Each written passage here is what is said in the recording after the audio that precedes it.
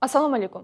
Ilmiy-texnik axborot markazi tomonidan tayyorlangan astronomiya sohasidagi ilmiy va innovatsion ishlanmalar bo'yicha dayjest xabarlarni e'tiboringizga havola etamiz. Kosmosda faqat radio to'lqinlarida ko'rinadigan ruhlar klasteri aniqlandi. Amerikalik olimlar Escape radioteleskopi yordamida faqat radio diapazonida ko'zga tashlanadigan g'ayrioddiy obyekt Telios nomli energiya klasterini aniqlashdi.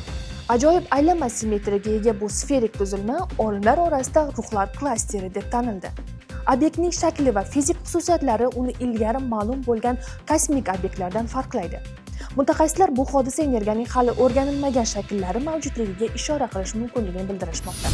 Kaliforniya universiteti olimlari Hubble Chandra Vla teleskopi yordamida galaktika markazidan 2600 yorug'lik yili uzoqlikda joylashgan noyob supermassiv qora tuynukni aniqlashdi. AT2024 TVD deb nomlangan ushbu hodisa yulduzni parchalay oladigan qora tuynuk sababli yuzaga kelgan to'lqinli buzilish holatining birinchi tasdiqlangan namunasi hisoblanadi. Odatda bunday qora tuynuklar galaktika markazida joylashgan bo'ladi, biroq mazkur obyekt markazdan ancha uzoq joylashgani bilan ajralib turadi. Olimlarning fikricha, qora tuynuk galaktikadagi tortilish kuchlari ta'sirida o'z orbitasidan siljigan yoki ilgari boshqa kichik galaktikaga tegishli bo'lgan bo'lishi mumkin. Mazkur kashfiyot galaktikamizdan tashqarida ham daydi qora tuynuklar mavjudligini ilk bor ilmiy jihatdan tasdiqladi. Endilikda olimlar bunday holatlarni chuqur o'rganish va yangi siljigan qora tuynuklarni aniqlashni rejalashtirmoqda.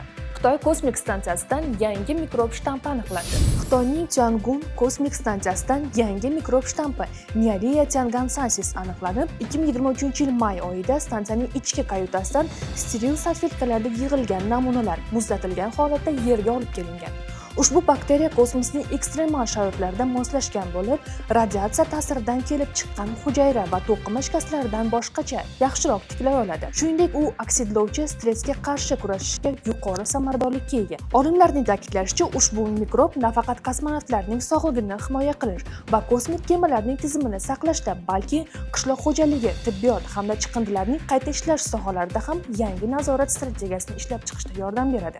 Bakteriyaning organik birikmalari parchalash qobiliyati chiqindilarni qayta ishlash texnologiyalarini rivojlantirish uchun yangi imkoniyatlar ochadi. Sizlarga yetkazmoqchi bo'lgan xabarlarimiz shulardan iborat edi. Bizni kuzatishda davom eting. Xayr, salomat bo'ling.